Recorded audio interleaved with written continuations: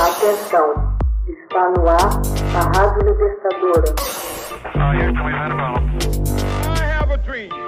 Começa agora o Hoje na História de Ópera Mundi.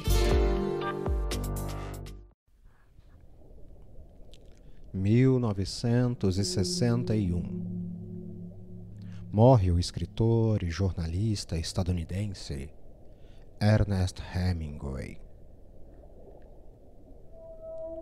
Na manhã do dia 2 de julho de 1961, o consagrado escritor e jornalista Ernest Hemingway comete suicídio em sua casa em Chatham, nos Estados Unidos.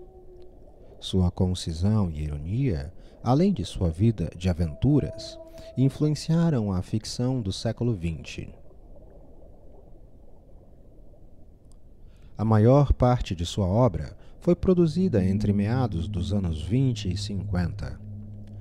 Conquistou o Prêmio Nobel de Literatura em 1954. Nasceu em 21 de julho de 1899 em Oak Park, Illinois. Clarence e Grace Hemingway criaram seu filho neste subúrbio da classe trabalhadora de Chicago. No colégio, Hemingway trabalhou no jornal da escola, escrevendo inicialmente sobre esportes. Logo depois de formado, o então Foca passou a colaborar no Kansas City Star, ganhando a experiência que mais tarde marcaria seu estilo despojado. No Kansas City Star, fui obrigado a aprender a escrever uma simples sentença afirmativa. Isso é útil para qualquer um. O jornalismo não prejudicará um jovem escritor e pode até ajudá-lo se souber cair fora a tempo, dizia Hemingway. Em 1918, serviu na Primeira Guerra Mundial como motorista de ambulância. Por seus serviços, foi contemplado com a medalha de prata por bravura. Pouco depois, sofreu ferimentos em batalha que o levaram ao hospital em Milão. Lá, conheceu uma enfermeira, Agnes, que aceitou seu pedido de casamento, mas o deixou mais tarde por outro homem. O episódio arrasou o jovem escritor.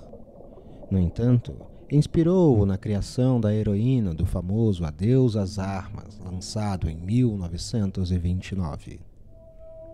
Ainda cuidando dos ferimentos e se recuperando das brutalidades da guerra, retornou aos Estados Unidos, no norte de Michigan, onde conseguiu emprego no Toronto Star. Foi em Chicago que Hemingway conheceu Ridley Richardson, que se tornaria sua primeira esposa. O casal muda-se para Paris, onde Ernest trabalhou como correspondente. Lá, passou a ser figura importante do famoso grupo que Gertrude Stein chamou de Geração Perdida. Como Stein, escritora, poeta e colecionadora de arte, era sua mentora, travou o conhecimento com grandes escritores e artistas de sua geração, como Scott Fitzgerald, Ezra Pound, Pablo Picasso, James Joyce, Apollinaire e Henri Matisse. Em 1923, Hemingway e Ridley tiveram um filho. Nesta época, Hemingway começa a frequentar o célebre Festival de San Fermín em Pamplona, na Espanha. Em 1925, o casal viaja ao festival que lhe proporcionaria material para o seu primeiro romance. O Sol Também se Levanta. Esse livro é considerado por alguns como a maior obra de Hemingway, em que engenhosamente trata da desilusão de sua geração no pós-guerra.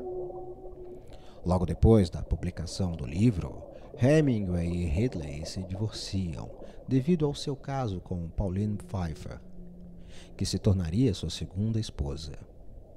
O autor finaliza nesse período seu livro de contos. Pauline fica grávida e o casal decide voltar para os Estados Unidos. Após o nascimento do filho Patrick, em 1928, estabelecem-se em Key West, Flórida. Hemingway termina seu celebrado romance sobre a Primeira Guerra Mundial, Adeus às Armas, assegurando-lhe um lugar duradouro na literatura universal. Nos anos 30, quando não estava escrevendo, passou o tempo em busca de caçadas na África, corridas de touro na Espanha e pesca em águas profundas na Flórida.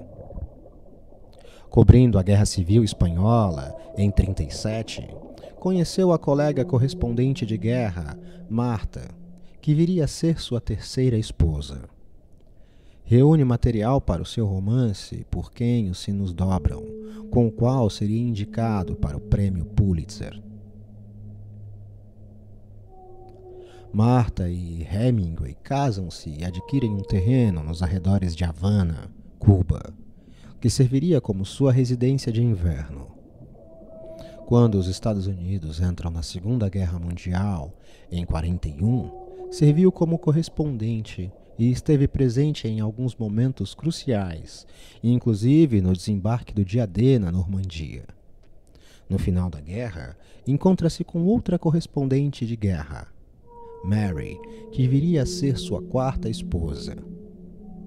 Em 1951, escreve O Velho e o Mar, que se tornaria talvez sua obra mais conhecida, granjeando-lhe o Prêmio Pulitzer, que há muito lhe via sendo negado.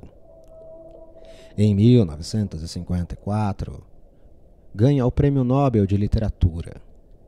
No auge de sua carreira literária, o corpo e a mente de Hemingway começam a criar-lhe problemas.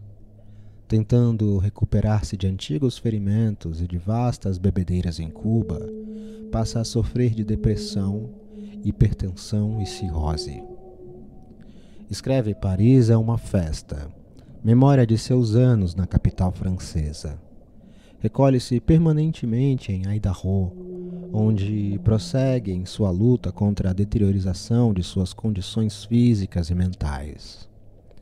Hemingway deixou um impressionante acervo de obras e um estilo magistral que continua influenciando escritores até os nossos dias.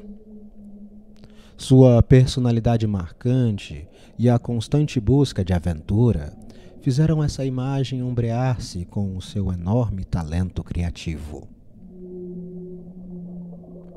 Hoje na História é uma produção de Opera Mundi, baseado nas obras de Max Altman, com edição de áudio de Laila Manuelli, revisão de Fernanda Forgerini, na narração e edição, eu mesmo, José Igor. Você já fez uma assinatura solidária de Opera Mundi? Fortaleça a imprensa independente. Acesse www.operamundi.com.br/apoio. São muitas opções. Você também pode fazer um Pix usando a chave apoie@operamundi.com.br. Obrigada!